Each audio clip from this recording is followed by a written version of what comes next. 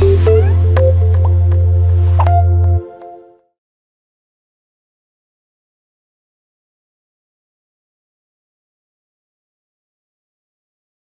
guys, I'm doing a review of this Pringles. This is their chili lime flavor. I just saw this and it was actually really neat and they're on sale. So here's the ingredients. If you guys want to read it, pause the video. And here's the nutrient panel. Alright, let's open this up.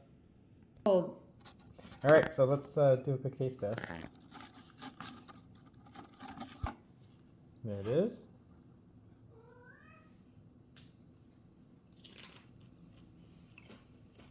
Alright, so it tasted chili, and it tastes sour, and the lime doesn't really come through, and it is kind of salty, so it's alright. Alright guys, we'll see you on the next video.